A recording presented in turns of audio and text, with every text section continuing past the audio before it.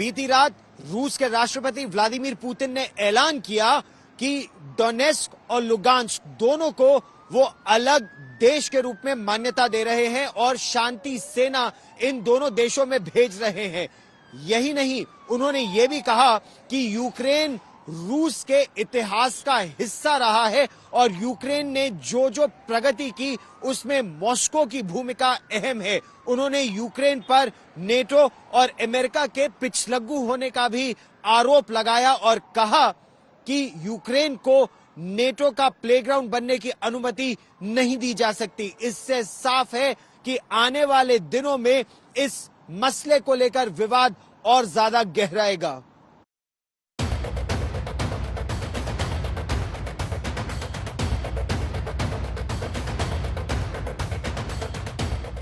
रूस के एक्शन से दुनिया हैरान है।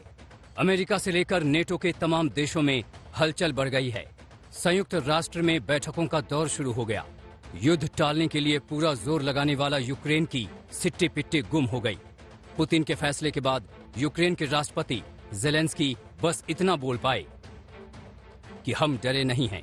हम समस्या के शांतिपूर्ण और कूटनीतिक समाधान के लिए प्रतिबद्ध हैं। हम इसका पालन करेंगे, लेकिन हम किसी से डरते नहीं, किसी को कुछ भी नहीं देंगे। रूस के फैसले से अमेरिका तमतमाया हुआ है। अमेरिकी राष्ट्रपति बाइडेन ने फौरन फ्रांसीसी राष्ट्रपति मैक्रों और जर्मन चांसलर स्कोल्स से फोन पर बात की। अमेरिकी विदेश मंत्री एंटनी ब्लिंकन ने कहा कि अमेरिका डोनेट्स्क और लुहांस्क को अलग देश के रूप में मान्यता देने के पुतिन के फैसले की कड़ी निंदा करता है। अन्य देशों की जिम्मेदारी है कि वो खतरे या बल प्रयोग के माध्यम से बनाए गए नए देश को मान्यता न दें। रूस के राष्ट्रपति पुतिन का फैसला अंतर्राष्ट्रीय कानून और मानदंडों के खिलाफ है। लगे हाथ रूस पर प्रतिबंधों का सिलसिला भी शुरू हो गया है। अमेरिका ने ऐलान कर दिया कि वो पूर्वी यूक्रेन के अलगाववादी क्षेत्र पर आर्थिक समेत कई तरह की पाबंदियां लगाएगा। यूक्रेन पर युद्ध की विभीषिका की सूरत में दिए जाने वाले राहत पैकेज से अब डोनेट्स्क और लुहांस्क को बाहर रखा जाएगा। ब्रिटेन की सरकार ने भी रूस पर कई प्रतिबंध लगाने की तैयारी कर ली है। I think it's a very ill omen and a very dark sign, and it certainly does not seem to me that it's certainly an indication, yet another indication, that things are moving in the wrong direction in Ukraine. The UK will continue to do everything we can to stand by the people of Ukraine with a very robust package of sanctions, as you know. संयुक्त राष्ट्र ने भी रूस के फैसले पर सवाल उठाए हैं। दो स्वतंत्र देश की मान्यता को यूएन ने यूक्रेन की संप्रभुता का उल्लंघन बताया। अब आगे क्या होगा, इसी पर सबकी नजर है। क्या अब युद्ध ही रास्ता है या फिर बातचीत का रास्ता खुला है? एक तरफ तो कुछ संकेत आ रहे थे कि यह मामला सुलझ जाएगा, लेकिन ग्राउंड में स्थिति पूरी तरह बदलती रही। जहां पर रूस के 1.25 लाख सैनिक मौजूद थे, अब मौजूदा समय में उनकी संख्या 1,60,000 से भी ज्यादा हो गई है।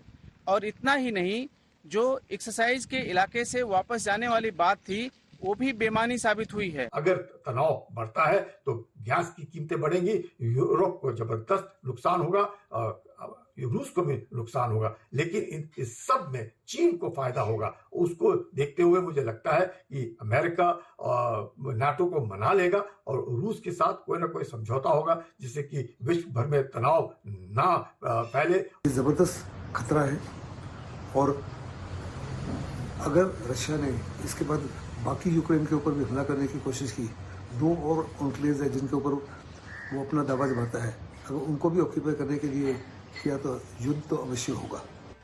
रूस के रवैये से साफ है कि अब वो आगे बढ़ चला है, आर पार के लिए तैयार है। बस ये देखना है कि रूसी सेना यूक्रेन की जमीन पर जंग की शुरुआत कब करती है। दिल्ली से गीता मोहन और यूक्रेन के कीव से गौरव सावंत के साथ आज तक ब्यूरो।